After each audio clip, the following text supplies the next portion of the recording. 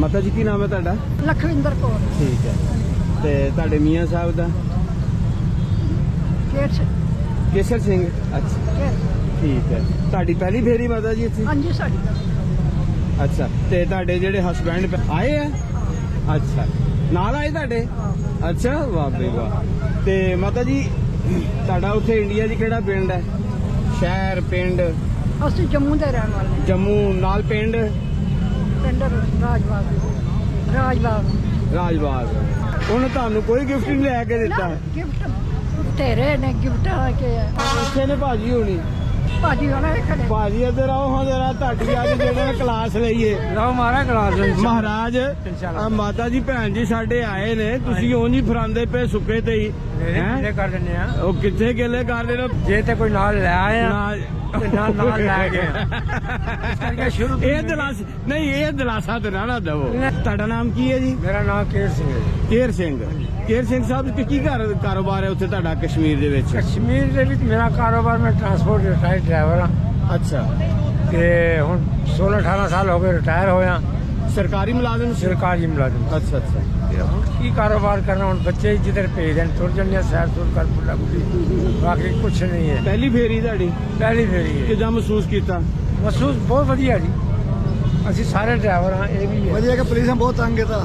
ਸਭ ਤੋਂ ਵੱਡੀ ਗੱਲ ਜੇ ਇਹਨਾਂ ਪ੍ਰੋਗਰਾਮ ਨੂੰ ਪਤਾ ਹੀ ਕੱਖ ਨਹੀਂ ਕਿ ਕਿੱਦਾਂ ਚਲਾਈਦਾ। ਜਿਸ ਵੇਲੇ ਬਾਰਡਰ ਬੰਦਾ ਕ੍ਰਾਸ ਗਏ ਉਸ ਤੋਂ ਬਾਅਦ ਕੋਈ ਚੈੱਕ ਕਰਨ ਦੀ ਲੋੜ ਨਹੀਂ। ਸਮਝੇ? ਕਾਗਜ਼ ਹੈ ਤੇ ਕਾਗਜ਼ ਸਾਰੇ ਲੈ ਕੇ ਬਾਰਡਰ ਕ੍ਰਾਸ ਕੀਤੇ ਉਹਨੇ, ਇਹਨੇ ਅੱਗੇ ਤੰਗ ਕਰਨਾ ਸ਼ੁਰੂ ਕਰਤਾ। ਇੱਥੇ ਹੈ ਨਹੀਂਗਾ, ਇੱਥੇ ਹੈ ਨਹੀਂਗਾ। ਸਭ ਤੋਂ ਵੱਡੀ ਪ੍ਰੋਬਲਮ ਇਹ ਆਈ ਹੈ। ਸਭ ਤੋਂ ਪ੍ਰੋਬਲਮ ਵੱਡੀ ਇਹ ਆਈ ਹੈ, ਲੋਕੀ ਚਾਹ ਨਾਲ ਆਉਂਦੇ ਇੱਥੇ ਆ ਕੇ ਤਾਂ ਰੋਲਾ ਪਾ ਛੱਡ 30 ਤੋਂ 40 ਤੱਕ ਜਾਓ, 50-6-5 ਹਜ਼ਾਰ ਬੰਦਾ ਇਕੱਠਾ ਕਰ ਛੱਡਿਆ, ਨੰਬਰ ਵਾਰ ਚੜ੍ਹ ਨਹੀਂ ਸਕਿਆ। ਤੁਸੀਂ ਕਮ ਸੇ ਕਮ ਕਿਸੇ ਨੂੰ ਤਰਤੀਬ ਵਾਰ ਲਾਓ, ਨੰਬਰ ਵਾਰ ਉਠਾਓ। ਇਹ ਥੋੜੇ ਹੈ ਕਿ ਤੁਸੀਂ ਭੈਣ ਅੱਲਾ ਸ਼ਰੀਆ ਚਲੋ ਆਟੋ ਸਾਰੇ ਇਕੱਠੇ ਚਲੋ। ਇਹ ਪਟਾ ਸਾਨੂੰ ਇਸ਼ੂ ਕੀਤਾ ਗਿਆ ਹੈ। ਜੇ ਸਾਨੂੰ ਇਸ਼ੂ ਕੀਤਾ ਕਿ 21 ਗੱਡੀ ਨੰਬਰ ਦਿੱਤਾ ਗਿਆ, ਸੀਟ ਨੰਬਰ ਦਿੱਤੀ ਗਈ ਹੈ, ਫਿਰ ਬਾਕੀਆਂ ਗੱਡੀਆਂ ਬੈਠਣ ਦਾ ਬਹਿ ਜਾਓ, ਜਿੱਥੇ ਆਉਂਦਾ ਉੱਥੇ ਬਹਿ ਜਾਓ। ਅਸੀਂ ਵੀ ਤਰਫਦਾਰ, ਗੱਡੀ ਵਾਲਾ ਥੱਲੇ ਰਹਿ ਗਿਆ ਤੇ ਬਗੈਰ ਗੱਡੀਆਂ ਵਾਲਾ ਜਿਹਦੀ ਗੱਡੀ ਦੂਜੀ ਜਗ੍ਹਾ ਉਹ ਆ ਕੇ ਹੱਲਾ ਪਾ ਗਿਆ। ਇਹ ਹਰ ਗੇਟ ਤੇ ਸਾਡੇ ਨਾਲ ਇਹ ਪ੍ਰੋਬਲਮ ਆਈ ਹੈ। ਇਹ ਪਹਿਲੀ ਦਫਾ ਹੋਇਆ ਕਿ ਅੱਗੇ ਵੀ ਇਸ ਤਰ੍ਹਾਂ ਹੋਇਆ? ਅਸੀਂ ਆਏ ਨਹੀਂ, ਅਸੀਂ ਅੱਗੇ ਵੈਸੇ ਸੁਣਿਆ ਨਹੀਂ ਹੈ, ਲੇਕਿਨ ਹੁਣ ਇਹ ਜਿਹੜੀ ਚੀਜ਼ ਤੁਸੀਂ ਕੀਤੀ ਹੈ ਅੱਛਾ ਕੀਤਾ। ਜਿਹੜੀ ਪ੍ਰੋਬਲਮ ਤੁਹਾਡੀ ਇਹ ਪ੍ਰੋਬਲਮ ਅਗਰ ਫਟਾ ਇਸ਼ੂ ਕੀਤਾ ਜਾਂਦਾ ਸਾਡੇ ਗੱਲ ਵਿੱਚ ਜੀ, ਉਸ ਹਿਸਾਬ ਦੀ ਗੱਡੀ ਮਿਲਣੀ ਚਾਹੀਦੀ ਹੈ। ਬਿਲਕੁਲ ਸਹੀ ਔਰ ਹੈ। ਸਭ ਤੋਂ ਵੱਡੀ ਗੱਲ ਇਹ ਕਿ ਟਾਈਮ ਦੀ ਕੋਈ ਪਾਬੰਦੀ ਨਹੀਂ ਹੈ। 8 ਵਜੇ ਦੱਸਿਆ ਤੇ 12 ਵਜੇ ਤੱਕ ਤੁਰੇ, ਕਿਆ ਫਾਇਦਾ 4 ਘੰਟੇ ਗੱਡੀ ਸੀਟੀ ਬਿਠਾਉਣ ਦਾ। ਸਵੇਰੇ 9 ਵਜੇ ਦਾ ਟਾਈਮ ਇਸ ਗੇਟ ਤੇ ਦਿੱਤਾ ਗਿਆ, 10 ਵਜੇ ਗੇਟ ਖੁੱਲਿਆ, ਕਾਹਦੇ ਵਾਸਤੇ ਖੋਲਿਆ? ਸਭ ਤੋਂ ਵੱਡੀ ਪ੍ਰੋਬਲਮ ਹੈ ਕਿ ਟਾਈਮ ਦੀ ਪਾਬੰਦੀ ਨਹੀਂ ਹੈ। ਠੀਕ ਹੈ, ਅਗਰ ਗੱਡੀ ਫਟਾ ਪਾਇਆ ਸਾਡੇ ਗੱਲ ਵਿੱਚ, ਜਿਹੜੇ ਗਰੁੱਪ ਦੀ ਗੱਡੀ ਹੈ ਉਸ ਨੂੰ ਬੁਲਾਓ, ਬਈ ਫਲਾਣੇ ਗਰੁੱਪ ਦੀ ਗੱਡੀ ਵਾਲਾ ਬੰਦੇ ਆ ਜਾਣ, ਰਹਿ ਜਾਂਦੇ, ਉਹ ਸਾਡੀ ਨਲਾਇਕੀ ਹੈ। ਮਗਰ ਜਿਹੜੇ ਅਗਰ 2 ਬੰਦੇ ਰਹਿ ਜਾਂਦੇ ਨੇ ਤੇ ਸਾਰੇ ਨੂੰ ਕਹਿ ਦਿੰਦੇ ਜੀ ਸਾਰੇ ਇਸੇ ਗੱਡੀ ਬਹਿ ਜਾਓ, ਤੇ ਨਾ ਸਾਡੀ ਸੀਟ ਤੇ ਨਾ ਸਾਡਾ ਕੰਮ। ਇਹ ਪ੍ਰੋਬਲਮ ਸਭ ਤੋਂ ਵੱਡੀ ਹੋਈ ਹੈ। ਬਾਕੀ ਖਾਣ ਪੀਣ ਦੀ ਪ੍ਰੋਬਲਮ ਸਾਨੂੰ ਕੋਈ ਨਹੀਂ ਹੈ। ਮਾਰੀ ਗਏ ਇਹਨਾਂ ਨੇ ਕੀ ਕੀਤਾ ਹੈ ਕਿ ਸਾਰੇ ਨੂੰ ਇੱਕਦਮ ਗੇਟੋਂ ਬਾਹਰ ਕੱਢਿਆ। ਟਾਈਮ ਦਿੱਤਾ 8 ਵਜੇ ਦਾ, ਫਿਰ ਮੁੜ ਕੇ 9 ਵਜੇ, ਫਿਰ 10 ਵਜੇ। ਨਹੀਂ ਇਹ ਗੁਰਦੁਆਰੇ ਦੀ ਇੰਤਜ਼ਾਮੀਆ? ਗੁਰਦੁਆਰੇ ਦੀ ਗਲਤੀ ਹੈ, ਸਾਰੇ ਗੁਰਦੁਆਰੇ ਇੰਤਜ਼ਾਮੀਆ ਦੀ ਗਲਤੀ ਹੈ। ਮਤਲਬ ਕਿ ਅੱਛਾ ਸਾਡੀ ਹੁਕੂਮਤ ਦੀ ਤਰਫੋਂ ਕੋਈ ਤੁਹਾਡੀ ਹੁਕੂਮਤ ਹੀ ਕਰ ਰਹੀ ਹੈ। ਨਹੀਂ ਗੱਲ ਇਹ ਹੈ ਕਿ ਤੁਸੀਂ ਆਏ ਹੋ, ਫਿਰਦੇ ਪਏ ਹੋ ਕੱਲੇ ਫਿਰ ਲੇਡੀਜ਼ ਨਹੀਂ ਹੋਣ ਦੀ ਗੱਲ, ਲੇਡੀਜ਼ ਵੀ ਕੱਲੇ ਜਿੱਥੇ ਮਰਜ਼ੀ ਫਿਰਦੇ ਪਏ ਨੇ। ਕੱਲ ਜੋ ਹੈ ਇਹਨਾਂ ਨੇ ਕਾਰਡ ਆਪਣਾ ਪਾਇਆ ਹੋਇਆ, ਇਹਨਾਂ ਨੂੰ ਕੋਈ ਇਸ਼ੂ ਨਹੀਂ, ਜਿੱਥੇ ਮਰਜ਼ੀ ਫਿਰਨ, ਬਿਲਕੁਲ ਕੱਲੇ ਫਿਰਨ ਜਾਂ ਆਪਣੇ ਗਰੁੱਪ ਦੇ ਨਾਲ ਫਿਰਨ, ਕੋਈ ਇਸ਼ੂ ਨਹੀਂ, ਕੋਈ ਡਰ ਨਹੀਂ। ਪਾਕਿਸਤਾਨੀ ਕਿਸੇ ਕੋਲੋਂ ਕੋਈ ਕਿਸੇ ਕਿਸਮ ਦੀ ਕੋਈ ਪਰੇਸ਼ਾਨੀ ਨਹੀਂ। ਮਾਮਲਾ ਹੈ ਹੁਕੂਮਤ ਦਾ, ਤੇ ਹੁਕੂਮਤ ਅੱਗੇ ਰਿਕੁਐਸਟ ਕੀਤੀ ਜਾ ਸਕਦੀ ਕਿ ਗੇਟ ਬੰਦ ਕਰ ਛੱਡ ਦੇਣ, ਤੇ ਜਿਸ ਵੇਲੇ ਗੇਟ ਖੋਲ ਦੇਣ ਇੱਕ ਬੰਦਾ ਕੱਢ ਦੇ, ਧੱਕਾ ਦੇ ਕੇ ਪਿੱਛੋਂ 5-6 ਹਜ਼ਾਰ ਆਦਮੀ 7 ਹਜ਼ਾਰ ਆਦਮੀ ਹੈ, ਕਿੱਧਰ ਜਾਏਗਾ? ਇੱਕ ਦੋ ਦਾ ਧੱਕਾ ਲੱਗਦਾ। ਤਰਤੀਬ ਕੋਈ ਨਹੀਂ ਹੈ।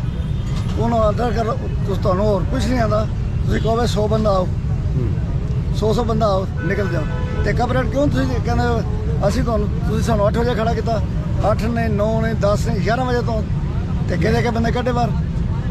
ਬਜ਼ੁਰਗ ਵੀ ਕਈ ਹੁੰਦੇ ਨੇ, ਬਿਮਾਰ ਵੀ ਹੁੰਦੇ ਨੇ, ਬਜ਼ੁਰਗ ਰਹੇ, ਸਾਰੇ ਬਜ਼ੁਰਗ ਰਹੇ। 80 ਸਾਲ ਤੋਂ ਉੱਪਰ ਹੈਗੇ ਸੀ, ਸਾਡੇ ਜ਼ਿਆਦਾ ਬਜ਼ੁਰਗ ਜਿਹੜੇ ਸੀ। ਬਿਮਾਰ ਵੀ ਕਈ ਹੁੰਦੇ ਬਿਮਾਰ ਨੇ। ਬਹੁਤ ਹੈਗੇ ਆ। ਹਾਂਜੀ ਇੱਕ ਅਪਰੇਟ ਲੱਗਦਾ ਉਹ ਟੁਰੇ ਨਹੀਂ ਜਾਂਦਾ। ਇਹ ਆਪਣੇ ਜੀ ਇਹ ਜਿਹੜੇ ਤੁਹਾਡੇ ਗੁਰਦੁਆਰਿਆਂ ਦੇ ਇੰਤਜ਼ਾਮੀ ਹੈ ਨਾ ਜੀ। ਉਹ ਬਹੁਤ ਵਧੀਆ ਹੈ, ਹਾਂਜੀ ਉਸ ਦਾ ਤਾਂ ਇੰਤਜ਼ਾਮ ਵੀ ਕੋਈ ਨਹੀਂ ਗੱਲ ਤੇ ਉਹ ਤੇ ਠੀਕ ਹੈ, ਇੰਤਜ਼ਾਮ ਗੁਰਦੁਆਰੇ ਦੀ ਅੰਦਰ ਤੱਕ। ਆਹੋ ਉਸ ਤੋਂ ਬਾਅਦ ਜਿਸ ਟਾਈਮ ਉਹਨਾਂ ਦੇ ਬਾਹਰ ਜਾਣ ਦੀ ਜਿਹੜੀ ਹੈ ਨਾ ਉਹ ਤੇ ਨਜ਼ਮ ਜਿਹੜਾ ਨਾ ਗਵਰਨਮੈਂਟ ਦਾ ਹੈ। ਉਹ ਗਵਰਨਮੈਂਟ ਦਾ ਕਸੂਰ ਹੈ, ਅੱਛਾ ਉਹਨਾਂ ਦਾ ਕੋਈ ਕਸੂਰ ਨਹੀਂ ਹੈ। ਠੀਕ ਹੋ ਉਹਨਾਂ ਦਾ ਆਵਾਮ ਦੇ ਬਾਰੇ ਤੁਸੀਂ ਦੱਸੋ, ਤੁਹਾਡੇ ਕੀ ਤਾਸਰਾਤ? ਆਵਾਮ ਸਾਡਾ ਠੀਕ ਹੈ ਹੀ, ਆਵਾਮ ਦਾ ਕੋਈ ਆਵਾਮ ਦੇ ਨਾਲ ਕੋਈ ਸ਼ਿਕਵਾ? ਨਹੀਂ ਸ਼ਿਕਵਾ ਗਲਤ ਗੱਲ ਕੋਈ ਸ਼ਿਕਵਾ ਨਹੀਂ। ਗਲਤ ਗੱਲ ਨਹੀਂ ਕਰ ਰਹੀ। ਤੁਸੀਂ ਆਵਾਮ ਨੇ ਕੁਛ ਨਹੀਂ ਕੀਤਾ, ਜਿਸ ਤਰ੍ਹਾਂ ਤੁਸੀਂ ਗੱਲ ਕਰ ਰਹੇ ਹੋ ਸਰ, ਕੋਈ ਮਿਲੇਗਾ ਅਸੀਂ ਵੈਲਕਮ ਕੀਤਾ ਔਰ ਵੈਲਕਮ ਕੀਤਾ, ਕਿਸੇ ਨੇ ਕਰ ਲਿਆ। ਭਰਾ ਨੇ ਸਾਰੇ ਭਰਾ ਜੀ, ਭਰਾ ਉਹ ਵੀ ਭਰਾ ਪੰਜਾਬ ਇੱਕ ਹੈ ਨਾ, ਚਾਹੇ ਉਹ ਰਹਿੰਦਾ ਪੰਜਾਬ ਆ ਚਾਹੇ ਚੜ੍ਹਦਾ ਪੰਜਾਬ ਹੈ ਤਾਂ ਪੰਜਾਬ ਹੀ ਨਾ। ਵਿੱਚ ਲਾਈਨ ਪੈ ਗਈ ਤੇ ਕੀ ਹੋ ਗਿਆ? ਭਰਾ ਅਲੱਗ ਥੋੜੀ ਹੋ ਜਾਣੇ ਨੇ, ਭਰਾ ਹੀ ਰਹਿਣੇ ਨੇ। ਭਾਈ ਸਾਨੂੰ ਇਹੋ ਚੀਜ਼ ਹੈ। ਇਸੇ ਤਰ੍ਹਾਂ ਜਿਹੜਾ ਨਾ ਖੁਸ਼ਕੁਰਮ ਤੁਸੀਂ ਜਾਓ ਤੇ ਦੁਬਾਰਾ ਬਾਰ-ਬਾਰ ਫੇਰੀ ਪਾਓ। ਬਾਰ-ਬਾਰ ਕਿਸ ਵਾਸਤੇ ਆਂਗੇ ਜੇ ਘੁੰਮਦਾ ਹੀ ਨਹੀਂ ਜੀ, ਬਾਰ-ਬਾਰ ਗੱਲ ਇਹ ਹੈ ਦੇਖੋ ਮੁਸ਼ਕਲਾਤ ਜਿਸ ਤਰ੍ਹਾਂ ਤੁਹਾਡੇ ਵਾਸਤੇ ਕੋਈ ਬਣੀ ਹੈ, ਕੋਈ ਮੁਮਕਿਨ ਇਸ ਤਰ੍ਹਾਂ ਦੇਖੋ ਇੰਡੀਆ security- ਤੁਸੀਂ ਇੰਡੀਆ ਜਾਓਗੇ, ਇੱਕ ਤਾਂ ਤੁਹਾਡੇ ਗੇਟ ਪਾਸ ਨਿਕਲ ਜਾਓਗੇ, ਤੁਹਾਨੂੰ ਇੰਡੀਆ ਸਾਰੇ ਘੁਮਾਏ, ਕੋਈ ਤੁਹਾਨੂੰ ਜੰਮੇ ਰੋਕਣ ਵਾਲਾ ਨਹੀਂ, ਕੋਈ ਤੁਹਾਨੂੰ ਪੁੱਛਣ ਵਾਲਾ ਨਹੀਂ। ਤੁਹਾਡੇ ਗਲੀ ਕਾਰਡ ਕੋਈ ਨਹੀਂ ਪਾਏਗਾ, ਇੱਕ ਤਾਂ ਤੁਸੀਂ ਪਾਰ ਟੱਪ ਜੀ। ਅਸੀਂ ਕਾਰਡ ਤੁਹਾਨੂੰ ਪਾਇਆ ਜੇ ਤਾਂ ਫਿਰ ਸਾਨੂੰ ਭਾਵੇਂ ਲੱਗ ਆਈ ਗੇਟ ਤੋਂ ਸਮਾਨ ਚੁੱਕ ਕਰੋ, ਆਈ ਇਹ ਕਰੋ, ਧੱਕਾ ਦੇ ਕੇ ਪਾਰ ਕਰੋ। ਇਹ ਇਸਲਾਮੀਆਂ ਦਾ ਥੋੜਾ ਫਰਕ ਹੈ। ਇੰਤਜ਼ਾਮ ਨਹੀਂ ਹੈ। ਇੰਤਜ਼ਾਮੀਆ ਥੋੜਾ ਜੀ। ਇੰਤਜ਼ਾਮ ਵਧੀਆ ਨਹੀਂ ਹੈ, ਅੱਛਾ ਨਹੀਂ ਹੈ। ਠੀਕ। ਥੋੜੀ ਕਮੀ ਪੇਸ਼ੀ ਹੈ। ਬਾਕੀ ਥੋੜ੍ਹੀ ਨਹੀਂ, ਯਾਤਰਾ ਬਹੁਤ ਹੀ ਹੈਗੀ ਹੈ। ਯਾਤਰਾ ਜਦੋਂ ਅਸੀਂ ਕਰਨ ਜਾਂਦੇ ਆ ਨਾ ਤਾਂ ਥੋੜ੍ਹੀਆਂ ਬਹੁਤੀਆਂ ਮੁਸ਼ਕਲਾਂ ਸਾਡੀਆਂ ਆਉਂਦੀਆਂ ਨੇ। ਇਹ ਮੰਨ ਕੇ ਚੱਲੋ ਕਿ ਕਿਸੇ ਵੀ ਯਾਤਰਾ ਤੇ ਜਾਓ ਥੋੜੀ ਬਹੁਤੀ ਮੁਸ਼ਕਲਾਂ ਆਉਂਦੀਆਂ ਨੇ, ਉਸ ਤੋਂ ਸਾਨੂੰ ਘਬਰਾਉਣਾ ਨਹੀਂ ਚਾਹੀਦਾ। ਖੁਸ਼ੀ ਵੀ ਸ਼ੁਡ ਐਕਸੈਪਟ।